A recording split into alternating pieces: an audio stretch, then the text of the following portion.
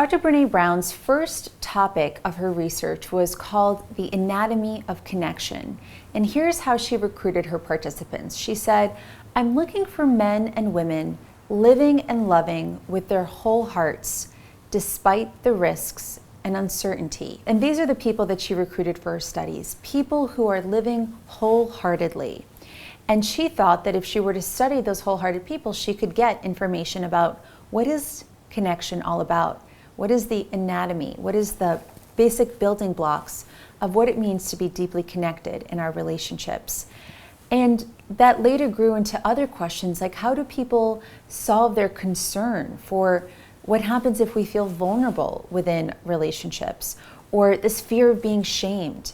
And how do these concepts relate to wholeheartedness in daily life? And her TED Talk, The Power of Vulnerability, has been seen by millions of people, and it has led to books such as Daring Greatly and The Gifts of Imperfection, and speaking so deeply to the foundation of connection based on how she gathered her data from participants. What she found is that vulnerability is the foundation to belonging, and that people who are living wholeheartedly seem to embrace things like being vulnerable. They have a type of resilience to shame, meaning being shamed does impact them, but it doesn't derail them for going out and loving with all of their heart, or putting themselves out there, or trying and being courageous. Brene Brown describes vulnerability as the uncertainty that we feel when we are facing risk or being emotionally exposed. And vulnerability can show up in our life in so many ways. The vulnerability to love someone with every fiber of your being. It's a very scary thing to actually love, because if you love someone, you can also open yourself up to being crushed.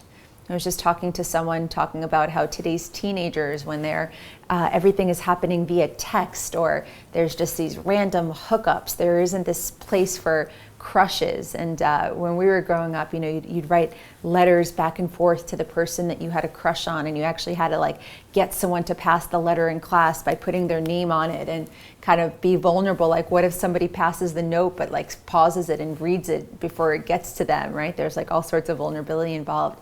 And the reason we called it a crush was because the person would end up crushing you at some point when you had a crush on someone. So it feels vulnerable to love. It feels vulnerable to feel grateful at times, because if I'm grateful for the things that I have, maybe they can be taken away from me. We can feel vulnerable in sharing parts of ourselves that we might think are ugly or not lovable, but at the same time we yearn to be seen and we yearn to connect. So how do we resolve those things? The desire to connect and the fear of being hurt.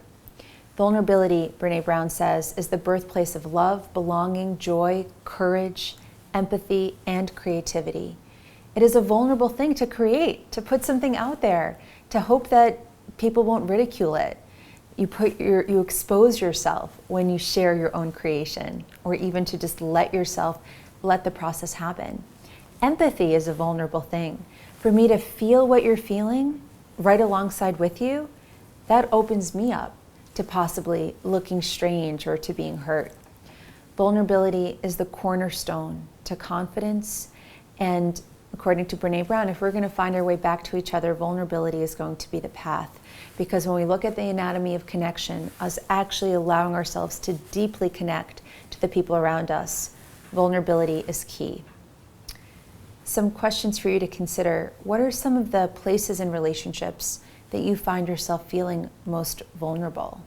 And another question to consider is, what is the difference between discomfort and vulnerability? I was once coaching a teenager from the perspective of positive psychology, and she was talking about how uncomfortable she feels walking up to the girls at the lunch table asking them if she could sit with them, or how uncomfortable she feels asking if she could come along when she knows someone's going somewhere. And I asked her to consider, do you feel uncomfortable or do you feel vulnerable? And how are the two different?